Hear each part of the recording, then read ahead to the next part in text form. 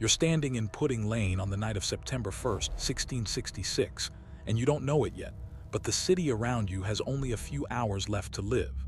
The air smells like cold smoke and horse dung.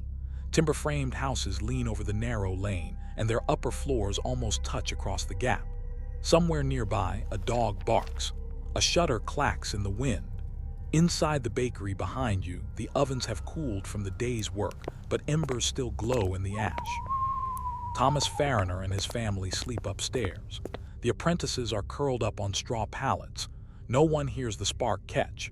No one sees the flame climb. By dawn, this lane will be an inferno. By the end of the week, medieval London will be gone. This is the story of 3 days that erased a city. London in 1666 is a city of 350,000 souls packed into a medieval maze of timber and thatch. The streets are narrow, unpaved, and filthy. Open sewers run through the gutters. Most buildings are wood, wattle, and daub with overhanging upper floors that block the sun. The skyline is dominated by old St. Paul's Cathedral, with scaffolding wrapped in timber for repairs that never seem to finish. The city is still recovering from the Great Plague of 1665, which killed perhaps 100,000 people. Businesses are rebuilding. Confidence is fragile. England is also at war with the Dutch, straining the treasury and the navy.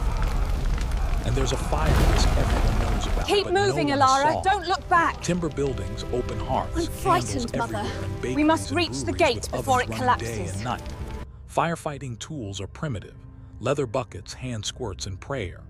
Today we're walking through September 1st to 2nd, 1666, across neighborhoods that will soon be ash. 7 stops, 1 city, 3 days that change everything. Pudding Lane is barely wide enough for a cart. The buildings lean so close you could shake hands with the neighbor across the street without leaving your window. Thomas Farriner's bakery sits halfway down the lane. The ovens are brick, fueled by wood and coal. The day's baking is done, but the ovens stay warm overnight. Shutting them down completely and restarting them wastes fuel. Flour dust coats the floor. Stacks of firewood and coal are stored inside, close to the heat. This is normal. Every bakery in London does the same. Upstairs, Farriner sleeps with his wife and daughter. His apprentices and a maid sleep in the attic. The guilds regulate baking schedules. Bread must be ready by dawn for the morning market. Fire risk is part of the trade. You accept it or you find another job. Around 1:00 a.m. something ignites. Maybe a spark from the oven. Maybe an ember blown by a draft. It catches the firewood, then the wall, then the staircase. By the time the family wakes, the ground floor is an inferno. Farriner and his family escape across the rooftops, timber roofs, easy to climb if you're desperate.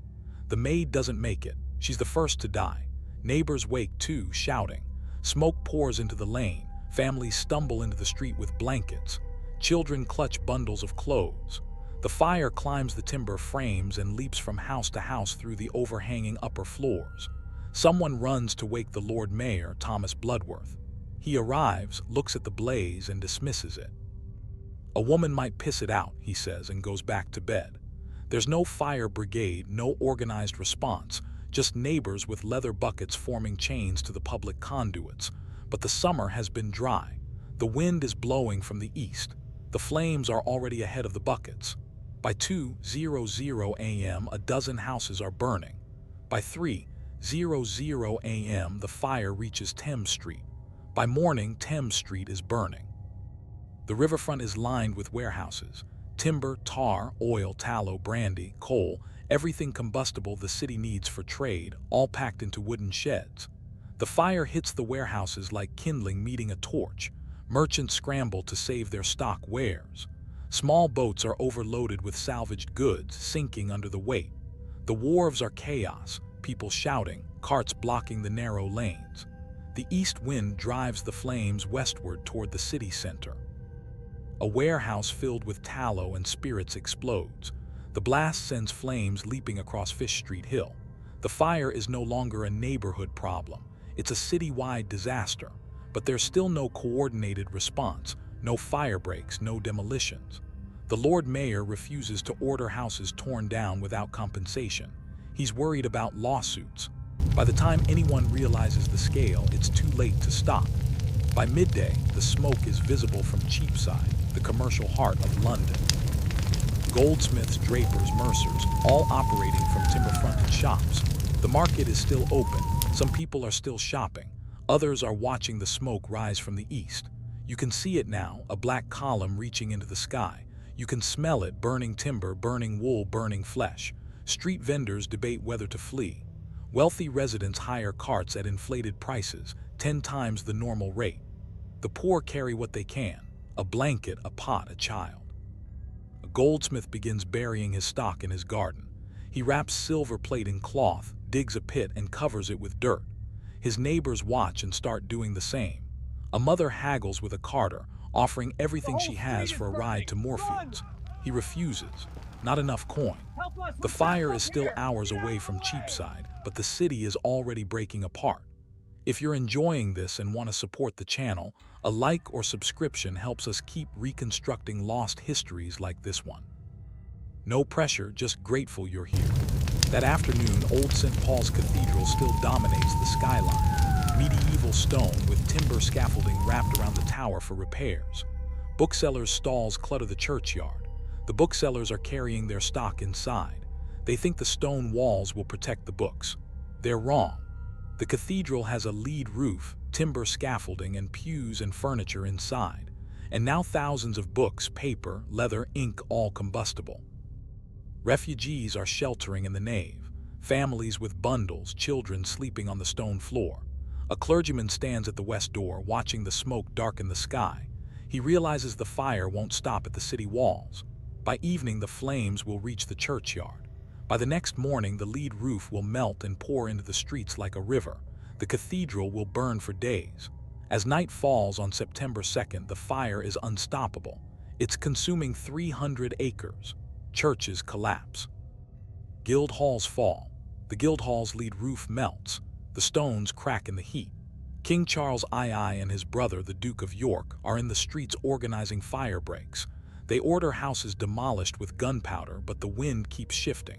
The fire outpaces every effort. Samuel Pepys, a naval administrator, buries his wine and cheese in his garden. He loads his important papers onto a cart and sends them out of the city. Then he stands on the riverbank and watches London burn.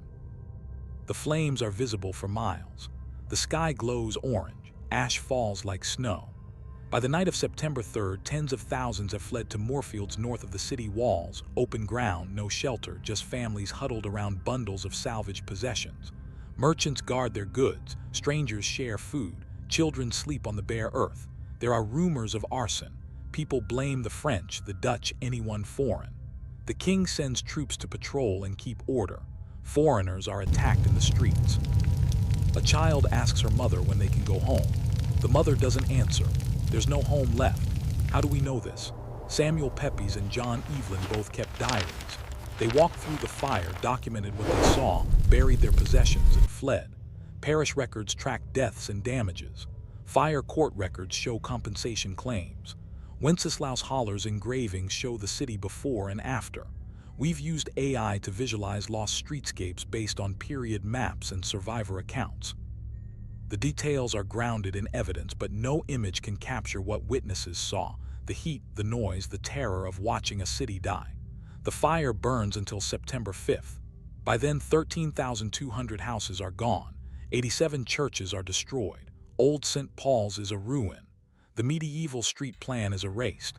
6 people officially die, but the real number is unknown. The poor, the homeless, the unrecorded. How many burned in collapsing buildings? How many suffocated in the smoke?